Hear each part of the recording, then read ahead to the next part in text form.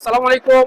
আমি আজ অবস্থান করছি ঢাকা আন্তর্জাতিক বাণিজ্য মেলার 29তম আসরে, যেটির একদম শেষ পর্যায়ে। আপনারা জানেন যে আগামী 31 জানুয়ারিতেই এই মেলাটির পর্দা নামতে যাচ্ছে এবং পূর্বাচলের স্থায়ী প্যাভিলিয়নে এটি চতুর্থবারের মতো মেলা। তো আমি এই মেলা প্রাঙ্গণে এসে যেটি দেখলাম যে শেষ মুহূর্তে প্রায় সবগুলো স্টলেই ছাড়ের ছড়াছড়ি চলছে। যেই ছাড়ের ছড়াছড়ির লোভে ব্যাপক উপস্থিতি হয়েছে সেই সকাল থেকেই।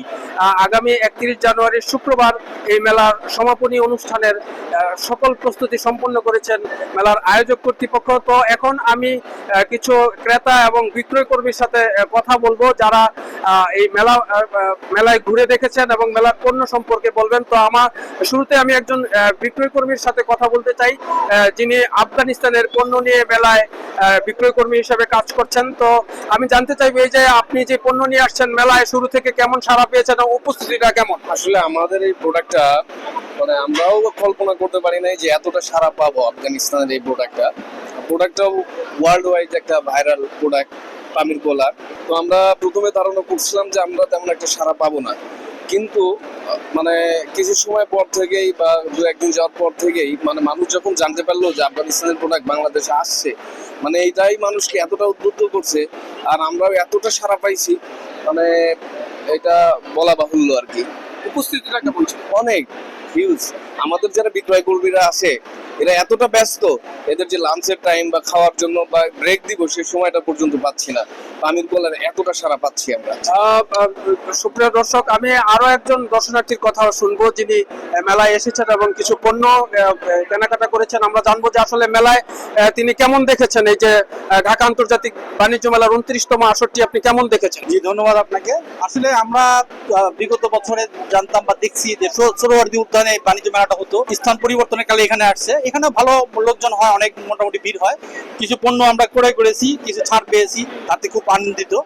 আশা করি সামনে করে আরো যদি এই ধরনের অফার থাকে, আর বিভিন্ন প্রোডাক্ট বাড়ে, বৈদেশিক পণ্য, দেশীয় পণ্য, তাতে আমরা উপকৃত হব আর দর্শকরা ভালো আনন্দ পাবে, আরো আসবে, লোকজন হবে। তো কিছুক্ষণ আগে আপনি যেটি বলছিলেন যে বিদেশি পণ্য এবং দেশীয় পণ্যের যে সমাহার আপনার মন মতো ঘটছে কিনা, সেই বিষয়ে আপনি কি বলবেন? হ্যাঁ, সেই বিষয়ে আমি স্পষ্ট। বৈদেশিক যে স্টোরগুলো এখানে বসছে তারা নামে মাত্র, কিন্তু আসলে আমরা প্রোডাক্ট কি আদৌ বৈদেশিক পাচ্ছি কিনা এতে আমাকে সন্দেহ করে। কিছু বৈদেশিক প্রোডাক্ট আছে, যেমন কিছু পাকিস্তানি, কিছু ইন্ডিয়ান, কিছু আফগানিস্তানি পায়। ইরান, ইরাক এই ধরনের নামকরণ করে আমাদের কাছে আসলে কি সেই দেশের পণ্য পাই কিনা এটা আমি একটু সন্দেহজনক।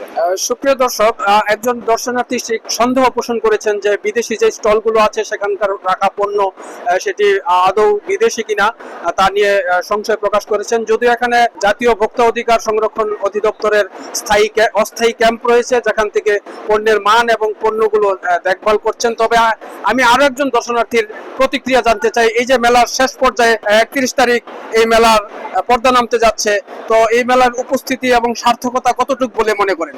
জি, আমি আসলে ভাইয়ের সাথে একমত যে আন্তর্জাতিক বলতে যে আন্তর্জাতিক জিনিসগুলো আমরা এখানে পাওয়ার কথা, ওইগুলো আসলে আদৌ কি পাচ্ছি কিনা আমি এখন কনফিউশনে। কারণ কি, আন্তর্জাতিক বলতে আমরা বিদেশে গিয়ে যেটা ক্রয় করব সেটা আমাদের এখানে পাওয়ার কথা, এটাই আন্তর্জাতিক বাণিজ্য মেলা বলে। কারণ আমরা ওইখানে গিয়ে এটা ক্রয় করতে পারবো না। তো সেই ক্ষেত্রে আমি মেলা ঘুরে দেখলাম যেটা, যে আন্তর্জাতিক যে জিনিসগুলো আমাদের পাওয়ার কথা ওইগুলো আমরা প্রপার ভাবে পাচ্ছি।